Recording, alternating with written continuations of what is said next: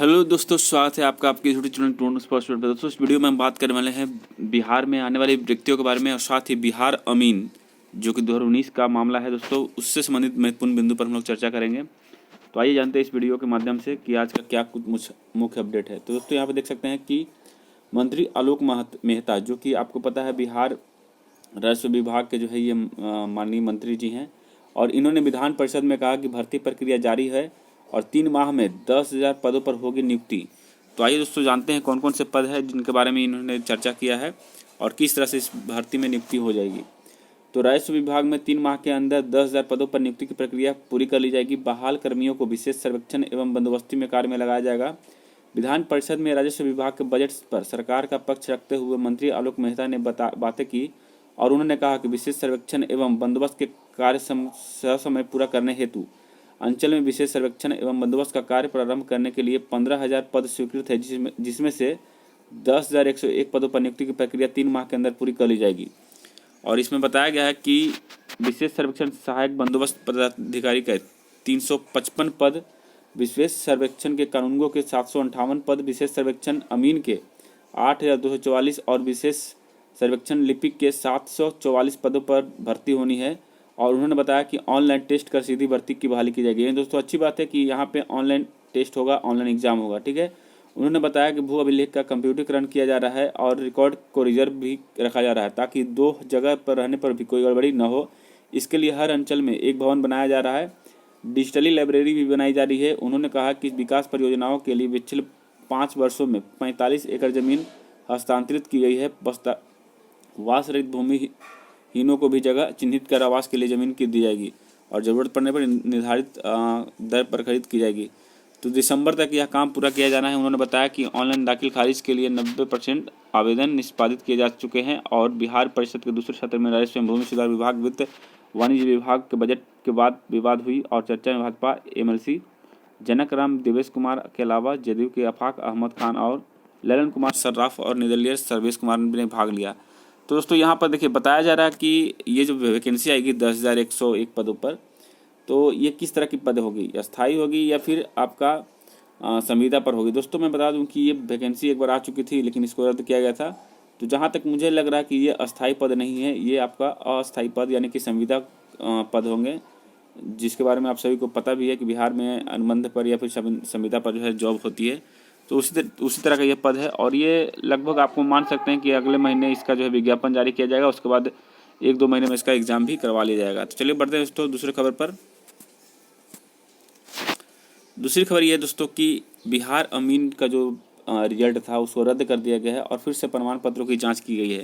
देखिए merit list में गड़बड़ी आया था और गड़बड़ी ये था दोस्तों कि जाँच के क्रम में पाया गया कि लोहार जाति के अभ्यर्थियों को अत्यंत पिछड़ा वर्ग में रखे जाने के कारण ST कोटि या कोटा की पात्रता प्राप्त अभ्यर्थियों की संख्या उपलब्ध सीटों की संख्या से कम हो गई। अतः पर्याप्त संख्या में ST कोटि के अभ्यर्थी उपलब्ध नहीं रहने के कारण पूर्व प्रकाशित सूची में से नीचे के ST कोटि के मेधा क्रम वाले अभ्यर्थियों को पात्रता सत्यापन तथा मूल प्रमाण पत्रों की जाँच के लिए पुनः बुलाया जाएगा। और इसके साथ महिला अभ्यर्थियों के लिए मेरिट लिस्ट में भी गड़बड़ी हुई है। दोस्तों ये किस तरह से ये काम करते हैं कि बार बार इनकी जो है गड़बड़ियाँ होती रहती है और यही कारण रहा दोस्तों कि इनका जो है फिर से डॉक्यूमेंट वेरिफिकेशन होगा, जो कि 31 जनवरी से 7 फरवरी तक हुआ था। अब 24 फरवरी को डॉक्यूमेंट वेरिफिकेशन व इंटरव्यू आयोजित की गई थी। इसके बाद इसमें परीक्षा फल जारी किया गया था। तो आइए दोस्तों इसके बारे में क्या कुछ बोला गया है। तो देखिए इसमें बताया गया है कि राजस्व एवं भूमि सुधार विभाग बिहार पटना अधीन अमीन का जो पोस्ट है उसका ऑनलाइन बेस्ड टेस्ट आपको पता है कि 2019 वाला हुआ था और उसके बाद मूल प्रमाण पत्र जांच हेतु यहाँ पे सूचना दिया गया है। तो बताया गया है कि विज्ञापन संख्या इतना द्वारा 1 मार्च 2023 के क्रम में सर्वसाधारण एवं जिन अभ्यर्थियों को निर्धारित अवधि में पूर्ण रूपेण राजस्व एवं भूमि सुधार विभाग के अंतर्गत अधिसूचित अमीन पदों पर नियुक्ति हेतु ऑनलाइन आवेदन पत्र भरा है को सूचित किया जाता है कि CBT के प्राप्त अंक के आधार पर औपबंधिक सूची परिषद की वेबसाइट पर उपलब्ध है और 31/1/2023 से 7 फरवरी 2023 तक 24 फरवरी 2023 को डॉक्यूमेंट वेरिफिकेशन कार्यक्रम आयोजित की गई थी और उसके अनुसार साक्षात्कार या पात्रता सत्यापन कार्यक्रम संपन्न। विज्ञापन संख्या इतना दिनांक 27 का द्वारा जो परीक्षा फल प्रकाशित हुआ था उसके तहत किया गया था। तो परीक्षा फल प्रकाशित उपरांत समीक्षा के क्रम में कतिपय त्रुटियां पाई गई, जिसके कारण प्रकाशित परीक्षा फल रद्द किया जाता है। और उसके बाद ये निर्णय लिया गया है कि विज्ञापन से इतना हेतु 15 मार्च इतना द्वारा कतिपय कोटि के कुछ अतिरिक्त अभ्यर्थियों का डॉक्यूमेंट वेरिफिकेशन कराने की अनिवार्यता आलोक में अभ्यर्थियों को डॉक्यूमेंट वेरिफिकेशन हेतु बुलाया गया है और संबंधित विज्ञापन परिषद की वेबसाइट पर उपलब्ध है। प्रकाशित विज्ञापन में अंकित कार्यक्रम अनुसार कार्यक्रम में सम्मिलित अभ्यर्थी डॉक्यूमेंट वेरिफिकेशन हेतु उपस्थित हों। और बताया गया कि अमीन पदों के उम्मीदवारों के लिए पात्रता सत्यापन तथा मूल प्रमाण पत्रों की जांच उक्त कार्यक्रम के अनुसार बिहार संयुक्त प्रवेश प्रतियोगिता परीक्षा की वेबसाइट कार्यालय पर आपको जाना होगा। और बताया गया कि उपरोक्त अभ्यर्थी को अपने अपने निर्धारित तिथि और समय पर सभी वांछित मूल अभिलेखों तथा साथ निश्चित रूप से उपलब्ध रहेंगे। तो दोस्तों ये जो बताया जा रहा है इसके बारे में आपको जो लिस्ट दिया गया है वो आपका वेबसाइट पर आप देख सकते हैं। तो बिहार अमीन का ऑफिशियल वेबसाइट खोलिएगा जो कि यहाँ पे दिया हुआ है।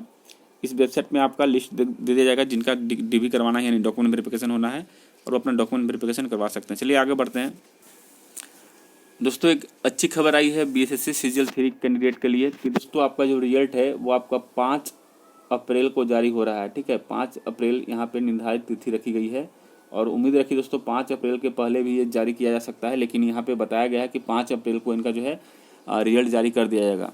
और उसके बाद यहाँ पे बता दें दोस्तों कि 28 अप्रैल जो है आपका मेंस का जो है एग्ज़ाम डेट का रखा गया है, यानी 28 अप्रैल से आपका मेंस भी हो सकता है। तो आप लोग इंतज़ार मत करिए इस डेट का, जल्द से जल्द जो है तैयारी करिए, क्योंकि बताया गया है कि 8 अप्रैल से लेकर के 20 अप्रैल तक आपका जो है फॉर्म भरा जाएगा और जल्द ही इसका एग्ज़ाम भी करवाया जाएगा। 28 अप्रैल बताया गया है, लेकिन वैसे मुझे उम्मीद नहीं लगता कि 28 अप्रैल को एग्ज़ाम हो सकता है। फिर भी जो भी हो उसी को बेस मानते हुए आप तैयारी करिए और 5 अप्रैल का आपका रिजल्ट आने की संभावना बताई जा रही है। तो चलिए दोस्तों फिर मिलते हैं नए वीडियो में अपडेट के साथ, तब तक जय हिंद जय भारत।